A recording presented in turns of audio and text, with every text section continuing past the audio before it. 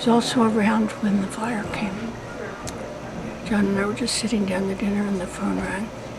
And it was another employee at the store that told us the store was on fire and that Sam was inside the store.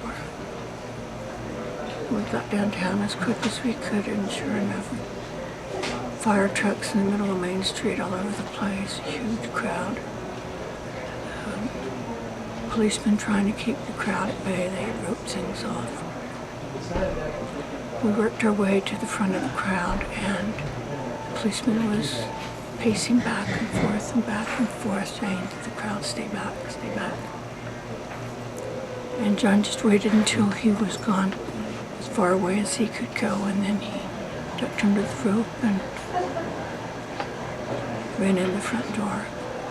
And I was left standing there.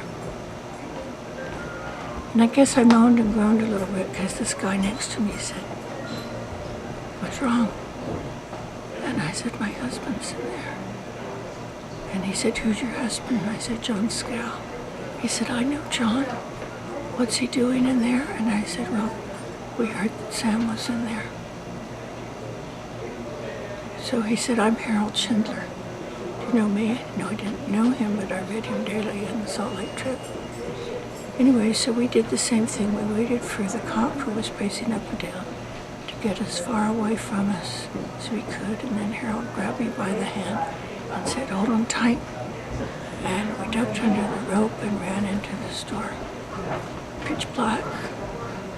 And Sam had opened the back doors up, so there was some fresh air coming in, and a little tiny bit of light from the street light.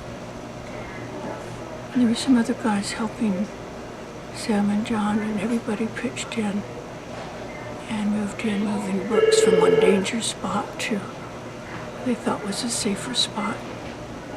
And I can't remember how long we were in there. It seemed forever. And finally the fireman came and told Sam he would absolutely have to get out, have to move. So we went out on the back lot and stood there, and weren't there very long, and sure enough, the roof caved in. I might remember it wrong, but as near as I recall, I think the roof caved in right on the spot where the guys had been working for hours to move the books to.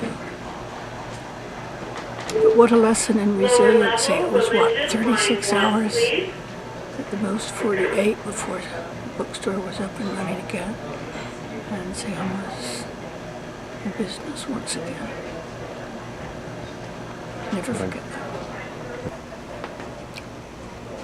One of the things that I wanted to say that I remember best about the bookstore is how it didn't matter if you knew the title of the book or if you were mixed up about the author's name and you didn't know the publisher and you weren't quite sure of the year or the city, but you could give all of this mangled information to Sam or to others of book people around him.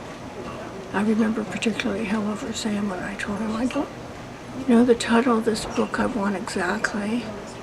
Anyway, he said, just a minute. I think he was gone, 56 seconds? And he's back with the title, with the book. He was a walking books in print. Amazing, absolutely amazing.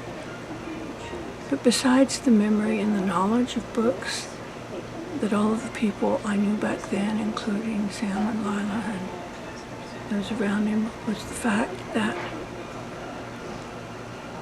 you could go into the bookstore and the best conversation in the world was there. These people weren't just readers, they were talkers, the best conversations, the best stories. Tony, one of the things that I wanted to say to you was, please always make Zion's Bookstore a place where language, which includes good jokes and good stories, is always present. And please always maintain the used and the rare departments. They are unique to Zion's Bookstore.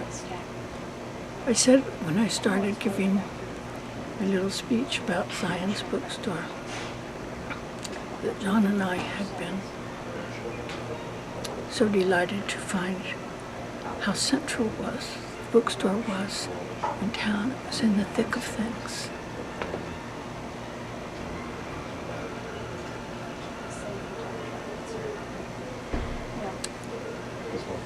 No matter where you move, Tony, as far as I'm concerned,